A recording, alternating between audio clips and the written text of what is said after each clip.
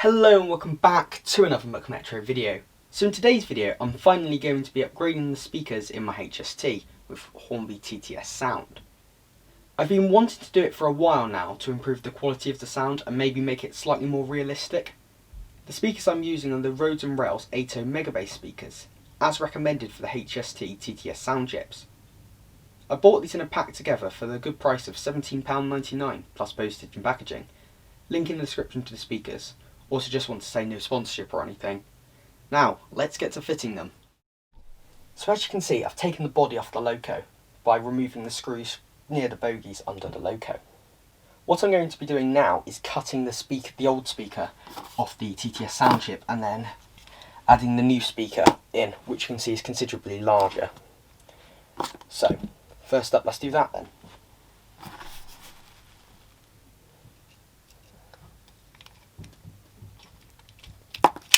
Go.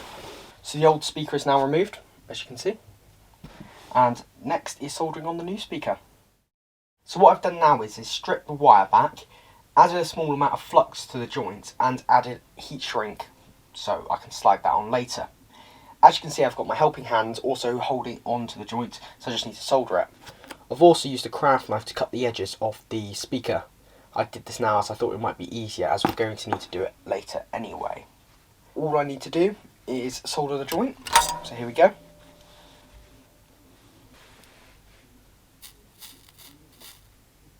Just give it a second, then I'll apply this heat shrink. So I've slid on the heat shrink now. All I've got to do is just use the edge of the soldering iron to shrink it down, which is simple enough. There we go. Right, now we're just going to repeat that with the other joint. I'll see you when you've done that. Now the whole thing should work, and before we put the body back on we need to give it a test. So I think that sounds pretty good and quite an upgrade.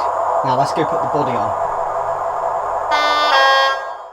So there we go, it all worked fine, which is great. As you can see, I've now added the protective cover back onto the decoder, and now we have to mount the speaker. Basically we need to mount the speaker to the underside of the body there.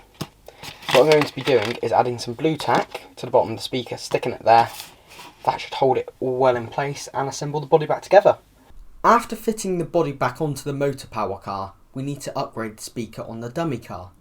As you can see, I've already fitted the new speaker and I've tested it, so all I need to do is put the body back onto it. However, with the dummy car, I have chosen to mount the speaker to the chassis as I have room.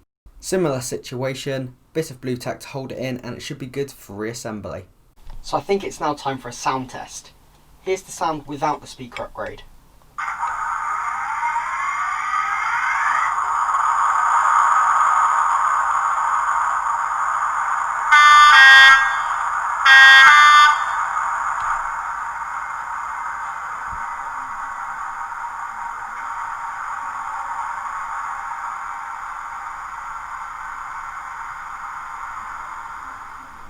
And here's it with the speaker upgrade.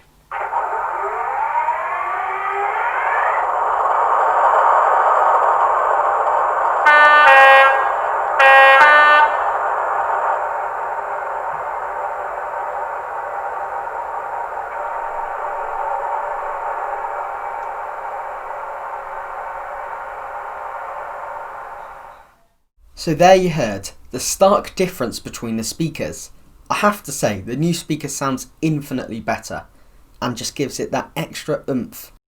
Now, one of the many things which happens when you upgrade the speaker is that the sound actually gets quite a bit louder. So I want to turn this down, so I'm going to show you how to do this on the NC PowerCab. So hit the program escape button a few times until you see use program track, then press enter. Now you need to press 2 to enter CVs. We want to hit the CV number 182. This is the CV number for adjusting the overall volume of the loco.